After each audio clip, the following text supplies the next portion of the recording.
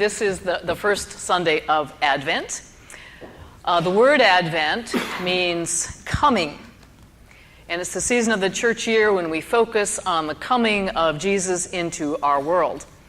It's also a time when we think about the hopes and the longings of the Hebrew people, the people of the Old Testament. They're longing for the Messiah, the King, who would come and would bring in God's rule of justice and mercy. Our text for today from Isaiah is one of the traditional texts that is often used during the Advent season. And it's a text that's full of expectation and hope and waiting. This particular text from Isaiah chapter 2, verses 1 through 5, reflects a time when the king of Assyria, or the Assyrian Empire, which had already carried off the northern tribe, Israel, into captivity, was now threatening Judah, the southern tribe. And into this threatening context, the prophet Isaiah brings both a word of judgment and a word of great hope. Our text today is the hopeful side of that message. And you'll find that the message from Isaiah 2, 1 through 5 is not just a message just for the people of Judah. It's really a message for all the people of the world. So hear the word of the Lord from Isaiah chapter 2, verses 1 through 5. And I'm reading from the New Revised Standard Version. The word that Isaiah, son of Amos, saw concerning Judah and Jerusalem. In days to come, the mountain of the Lord's house shall be established as the highest of the mountains, and shall be raised above the hills. All the nations shall stream to it. Many peoples shall come and say, "Come, let us go up to the mountain of the Lord, to the house of the God of Jacob, that he may teach us his ways, and that we may walk in his paths. For out of Zion shall go forth instruction, and the word of the Lord from Jerusalem. He shall judge between the nations, and shall arbitrate for many peoples. They shall beat their swords into plowshares, and their spears into pruning hooks. Nation shall not lift up sword against nation, neither shall they learn war anymore. O house of Jacob, come, let us walk in the light of the Lord." This is the word of the Lord. Thanks be to God. Well, here it is, the season of Advent, that time of waiting and expectation. And it's not just Christmas that we are waiting for. You know, Christmas with its frenzy and its festivities and its glitter and its glitz and children maniacal with excitement. And we're not simply waiting for it all to finally be over. The long, intense holiday season with all its stress and hyperactivity and overspending and overeating. Though waiting for Christmas to come and waiting for Christmas to be over and all that goes on in between are certainly part of our experience of this season. But I think deep down, we are waiting for the coming of something more. Deep inside, perhaps, we're hoping for the world to be more like our Christmas fantasies and ideals. We are waiting and hoping for genuine joy, for unconditional love, for peace between all people everywhere. I think deep inside each of us, even the most jaded and worldly wise grown-ups among us, there is a longing, a hunger for a world where goodness and justice and health and plenty abound. A world where there are no throwaway or abused children, where there are no homeless people trying to keep warm on sidewalk grates, where there are no workers toiling in sweatshops, no terrorists blowing up airplanes or buses, and no bombs falling from the sky. A world we all could live with. World War II General George Patton is reported to have said about war, "It's magnificent. Compared to war, all other forms of human endeavor shrink to insignificance. God help me, I do love it so." Well, some of us may admire Patton, but I don't think most of us feel the same way that he did about war. I think most of us hear with longing the vision from Isaiah that we read today. They shall beat their swords into plowshares and their spears into pruning hooks.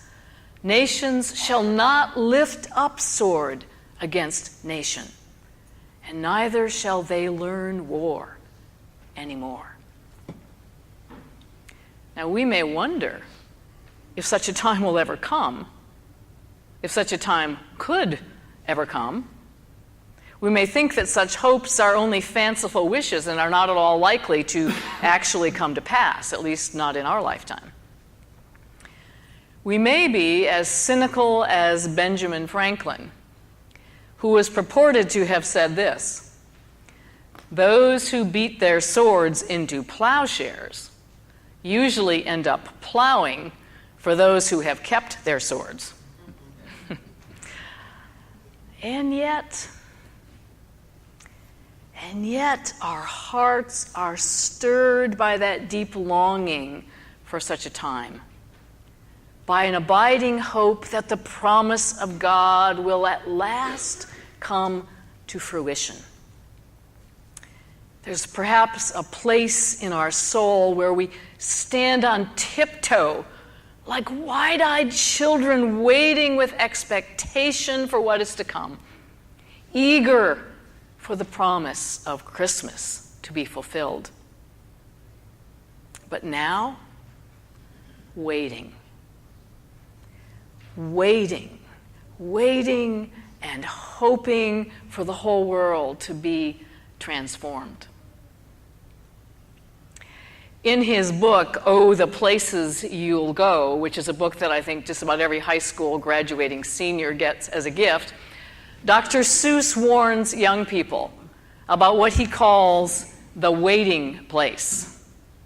It's a place where people go just to wait for something: a train or a bus or a plane, for a phone to ring, for a pot to boil, for a break, for another chance. And he calls it a useless place, which is not for people on the go who want to accomplish something in life. And sometimes I think that this Advent season feels like that, a waiting for something profound that will never come, a waiting that keeps us from moving headlong out into the fray, a waiting that only makes us long for something that we do not have in the world. So what room is there for a vision like Isaiah's in the reality of our world? It's really lovely to think of weapons being turned into gardening tools, or of another dream that Isaiah has of the lamb lying down with the lion. But what do these beautiful dreams of some mythical days to come have to do with our present day reality? It would be wonderful if all the nations came streaming to God and all peoples learned to follow God's ways. But how long might we have to wait for that to happen? Maybe something good is coming. But when? Japanese flyer Mitsuo Fuchida led the bombing attack on Pearl Harbor on December 7, 1941. Jacob DeShazer was an American flyer. He was one of the Doolittle Raiders, and he was shot down and captured and then spent long months being tortured in a Japanese prisoner of war camp. Yet years later, these two men became dear friends. Swords into plowshares? In South Korea, hundreds, if not thousands, of babies are abandoned on the side of the road every year. Some of these babies are handicapped, but for the most part, they have simply been born to young mothers who cannot live with the shame of having an illegitimate child. An old Korean man who could not stand by and do nothing put a box on the side of his house and then put a very simple sign on the box that read, "Place to leave babies." He has saved the lives of hundreds of children and has founded many orphanages to care for them. And he has had a documentary film which is called The Drop Box made about him. Swords into plowshares? In the C.S. Lewis children's story, The Lion, the Witch, and the Wardrobe, the land of Narnia is under the control of the wicked White Witch. It is a sad, oppressed little land where it is always winter and never Christmas. The little creatures of Narnia seem to be caught in endless waiting and unrequited hopes.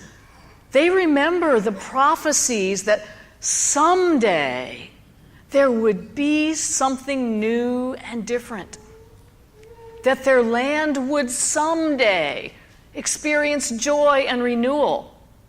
But those ancient stories are all they have. But then one day, against all expectations, the frozen world begins to thaw.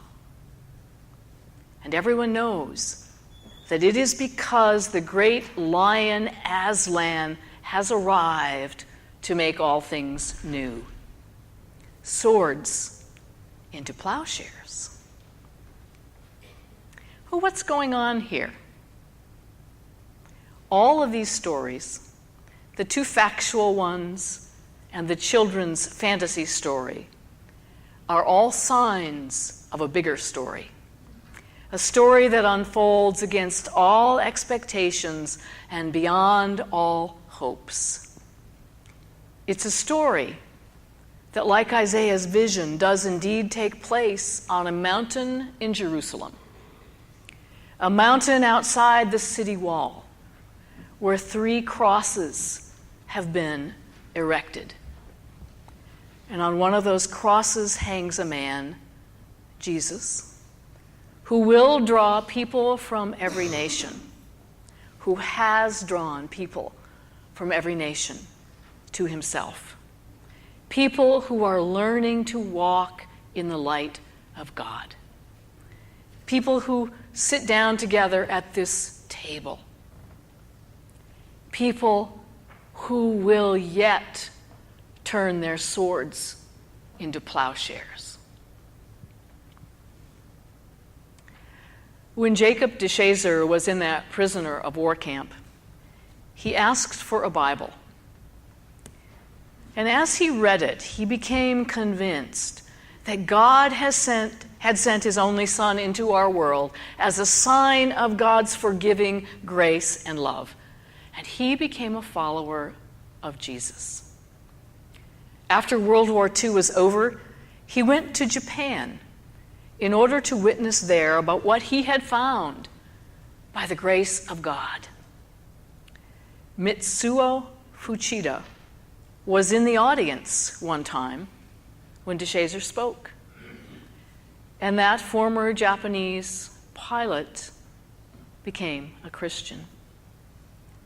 The sword that had separated them disappeared, and the cross of Christ united them.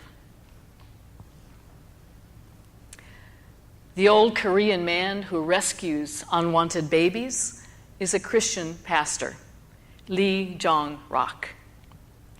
And he was moved to take action by his conviction that all human beings are immeasurably valuable and precious to God.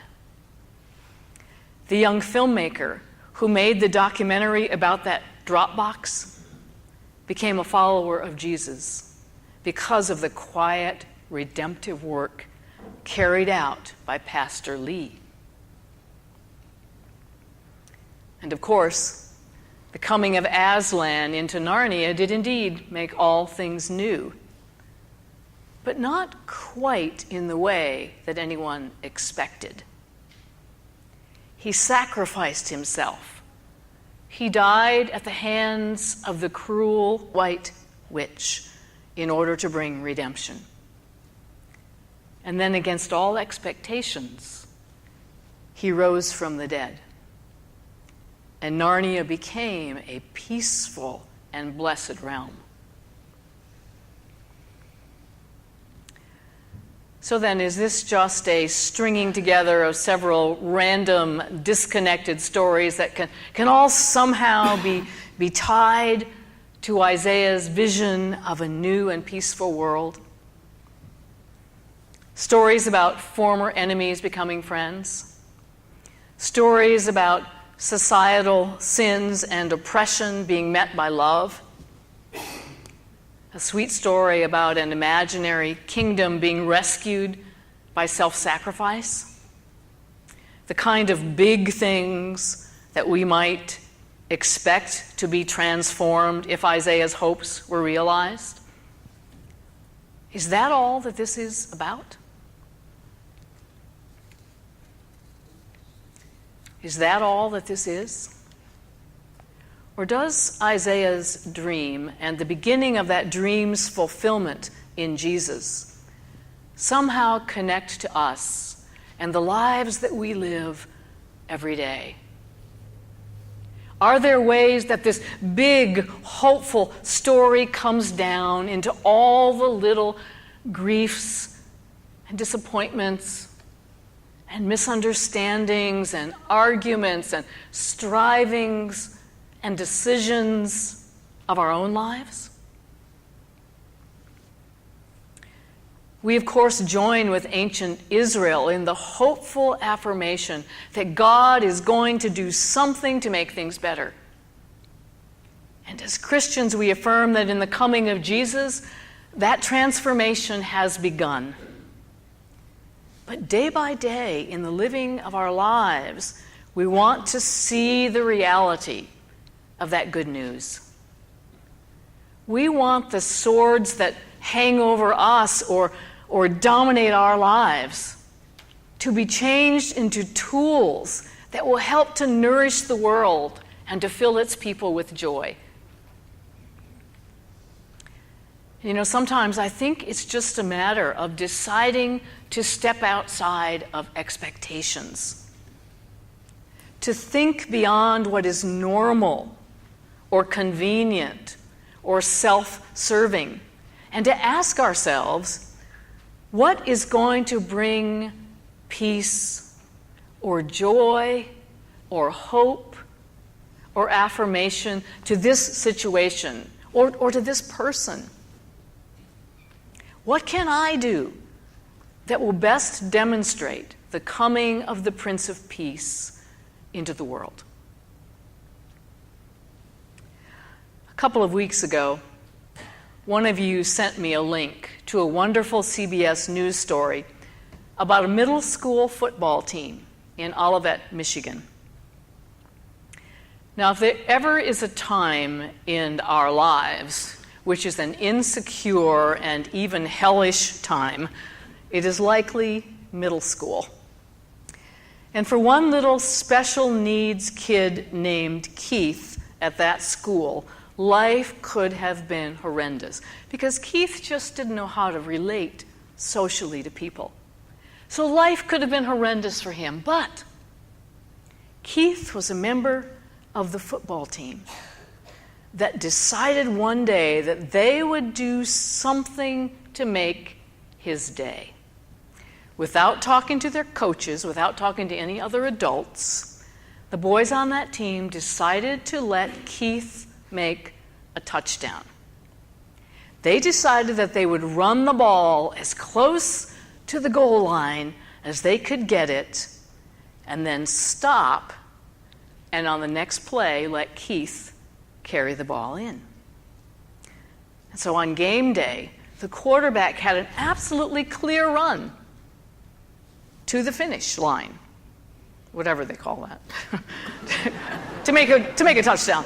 But he ran to the first-yard line and then knelt down and stopped. Of course, the adults in the stands were a little unhappy. You could hear them going, "Oh, no!" But on the very next play, they gave Keith the ball. The whole team surrounded him and helped him run it across the finish line. And he got the touchdown. When the boys were interviewed later, one of them admitted that on his own, he didn't think he would have thought of doing something like that for Keith. But he said that his life had been completely changed because he had been a part of this. With tears running down his cheeks, this 13-year-old boy said, "I went from caring mostly about myself and my friends to caring about everyone and trying to make everyone's day in everyone's life." You know, those boys took a sword, one that was labeled, "The only thing that matters is winning," and they turned it into a life-giving tool that was labeled, "Make everyone's day." I think that the old prophet Isaiah would see in those boys young men walking in the light of the Lord. And in all the days of our life yet to come, may we do the same. Amen.